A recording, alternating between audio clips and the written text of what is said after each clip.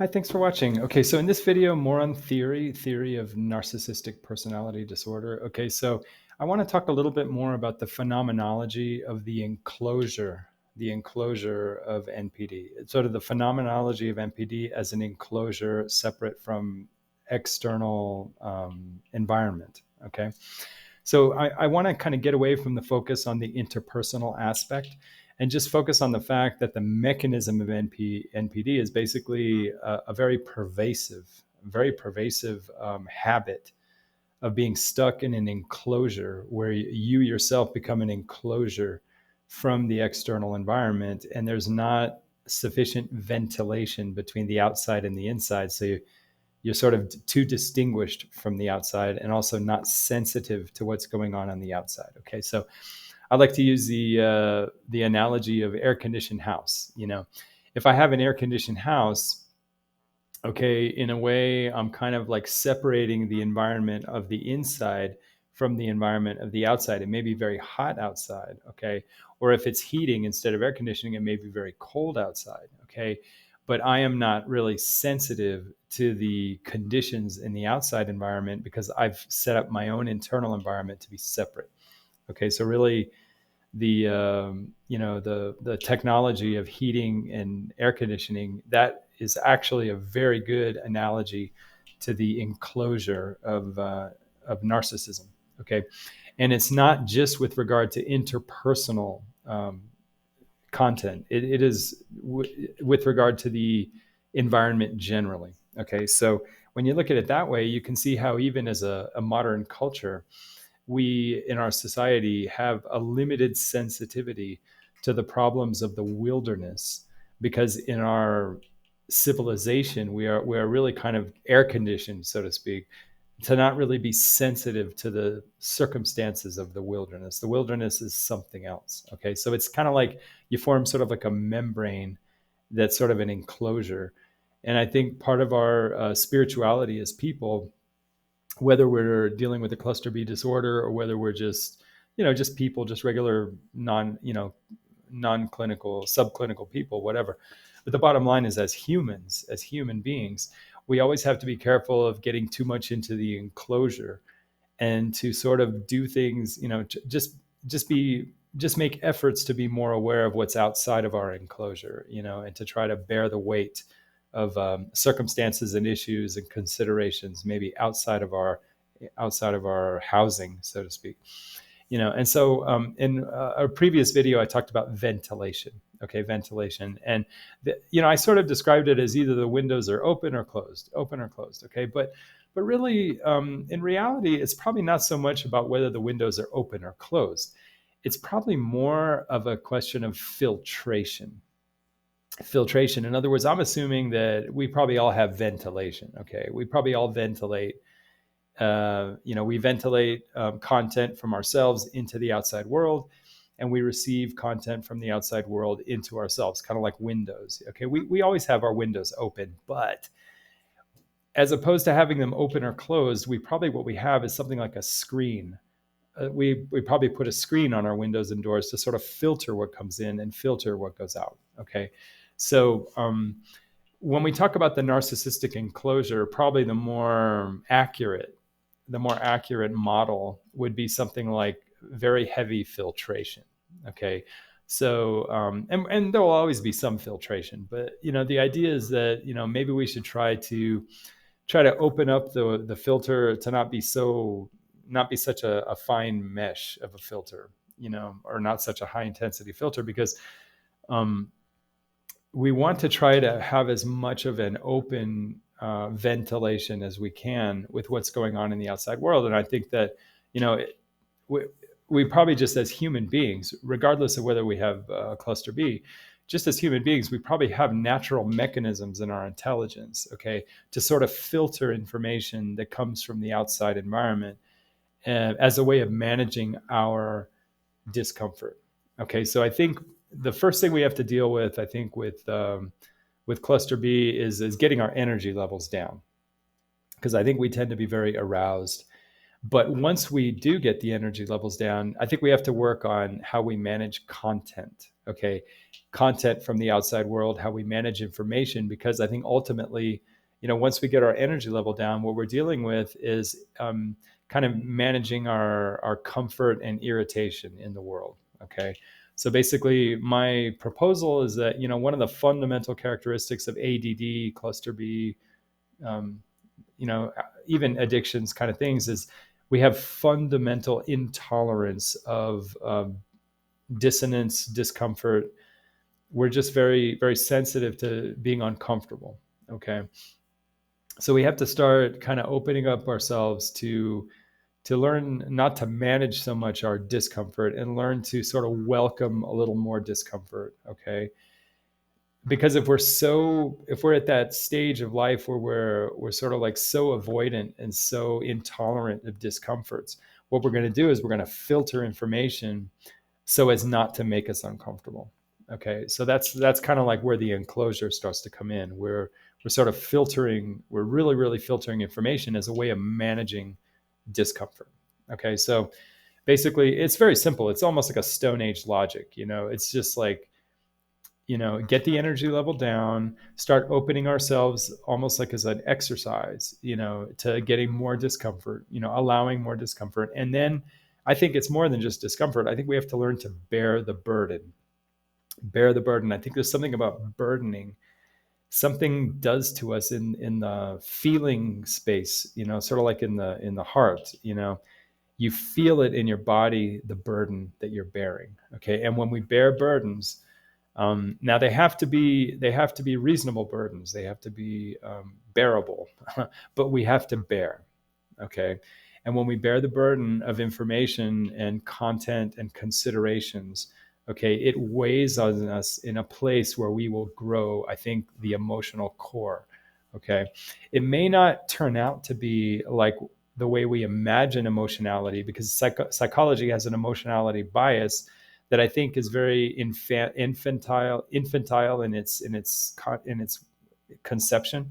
So I think psychology has this kind of understanding that the rainbow of emotions that will be the sign of humanity is probably a sort of infantile spectrum of emotions. Okay, I think as adults, I think naturally there are natural tempering processes, I think, in the human psychology, where as we get older, we sort of temper the infantile emotions, and the emotions come out displayed in more subtle form. But you know it when you feel your emotions. Okay.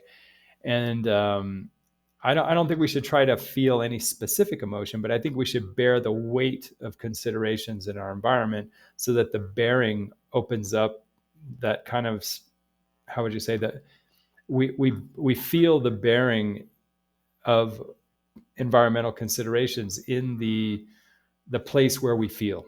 Okay. I'm not saying what we should feel. I'm just saying we should just bear the weight, and then the feelings will come as they will. Okay. In other words, I think it's a very, very, very, very pathological thing to manage the actual emotions that we have, because that is performance.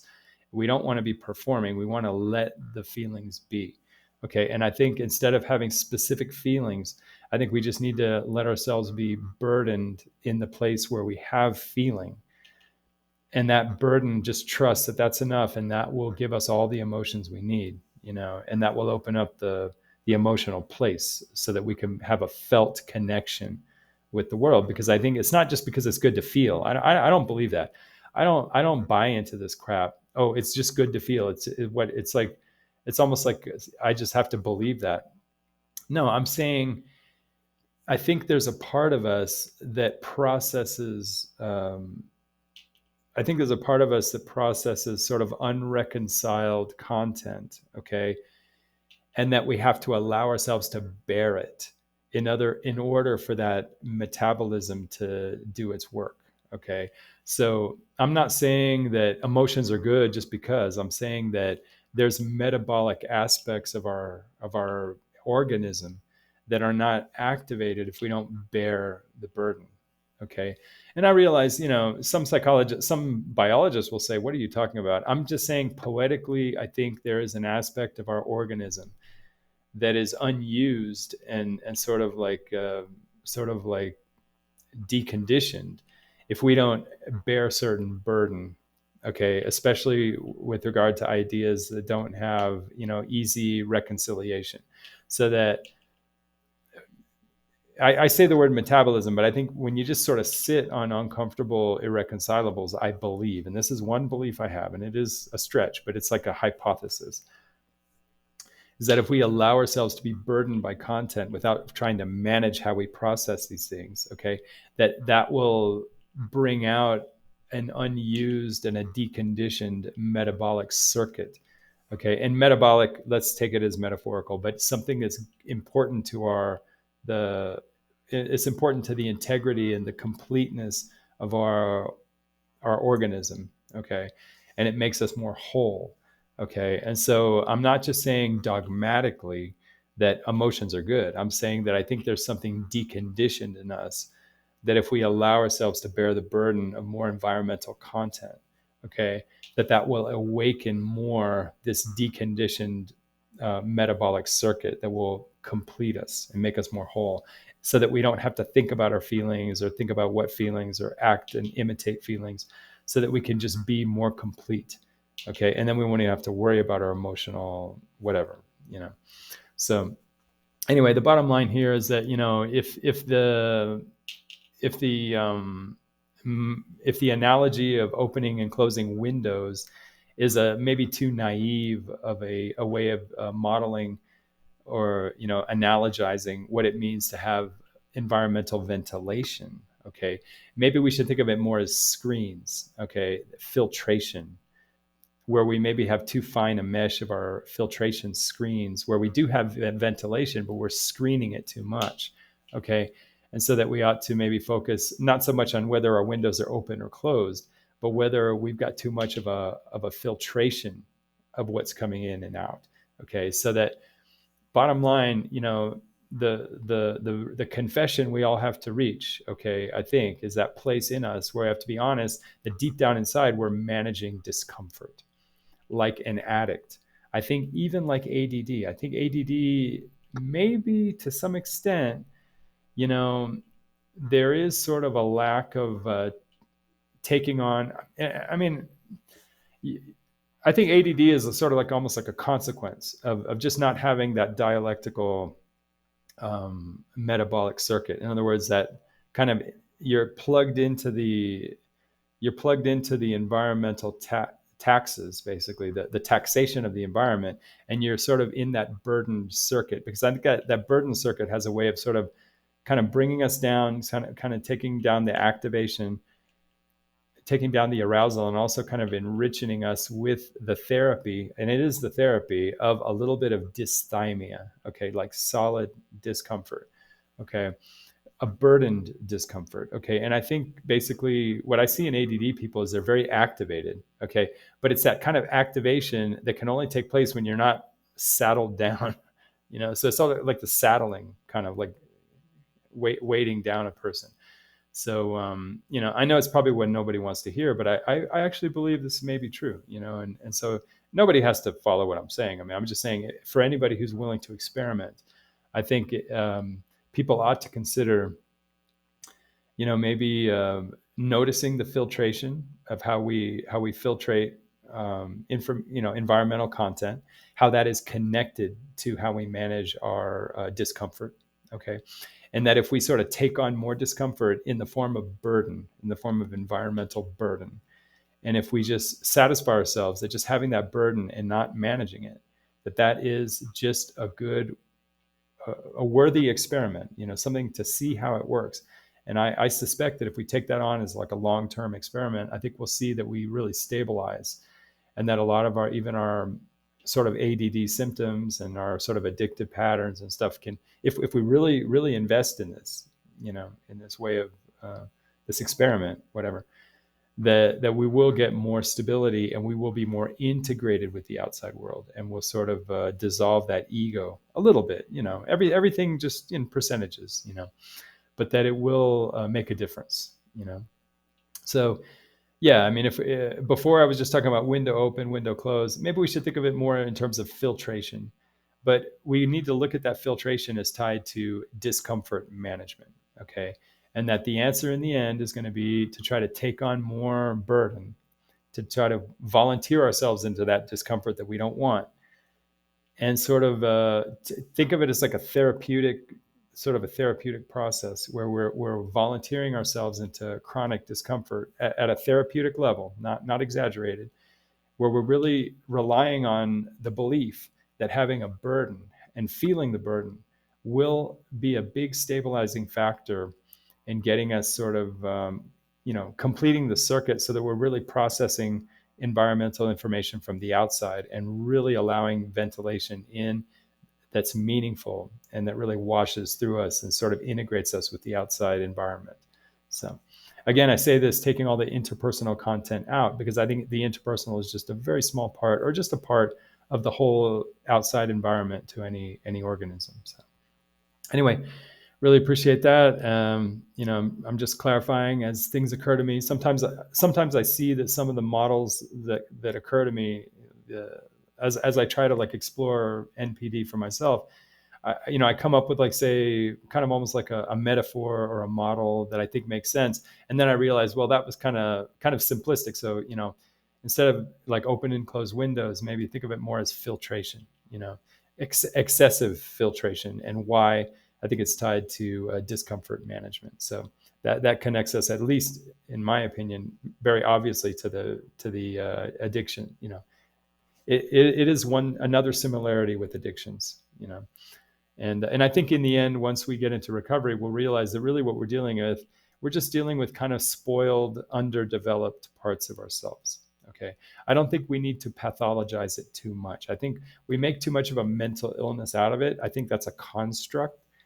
I think in the end, what we have is we have habituated patterns that have ingrained probably since very, very early personality. Okay. And because they've ingrained from very young adulthood, I think we want to try to say that they're almost like mental illnesses.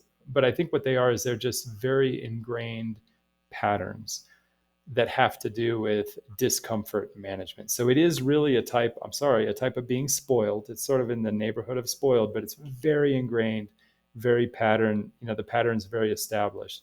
And so it'll seem very unnatural for us to sort of like break that pattern, because we're not breaking a pattern that we adopted 2 or 3 years ago. We're breaking a pattern we adopted maybe 40, 30, 40, whatever, decades. It's like it's part of our life as we know it. So it is kind of like foundational, constitutional. But I still think that we don't do ourselves a service, I think, by just believing it's mental illness. Okay, I think just because it's called mental illness, I think that's just an opinion. That's nobody really knows. I mean, they're not like physicists, they're not chemists. They're just I mean, the DSM and the theories of psychology are really just ideas through committees. I mean, it's not hard science. Okay, so I think at least in my case, it doesn't do me any favor to believe it's like this hard mental condition that I can never, I'm never going to change it. How do we know? We have to really experiment. And I think if we experiment with things like discomfort, with burden, with bearing burden, okay, I think we can start to explore the frontiers that will produce noticeable changes, okay, where we can really see for ourselves that we're not really dealing with a mental illness, but we're dealing with a very, very deep, very, very deep embedded, deep programmed sort of spoiledness, lack of development. Okay. But I don't think it's the same thing as the kind of developmental problems we see with like autism or other seriously, mental conditions. I think this is just different. And I think it's just very stubborn and it's very difficult. But I think I challenge anybody to experiment and to see how really what we're dealing with is just very ingrained spoiledness. Okay. So back to the theme of this, if you don't like the idea of open and closed windows for ventilation, I'm trying to establish in this video, sort of reinforcing the theme that maybe it's more like filtration, but that filtration is tied to the management of discomfort. And that management of discomfort is a spoiledness that has been established since very, very early in life, and may or may not be entirely explained by family trauma. It may also just be our temperament. Maybe some people just have a temperament for that. and they're very easy to fall into managing their discomfort. Okay, we just have to own that, and then take on the project of doing experimentation to really work at the frontier of our actual discomfort, and develop ourselves like if we were athletes. It's almost like conditioning. It's almost like athletic conditioning, but on the psychological level. So yeah, just have that to offer, and thanks a lot for watching.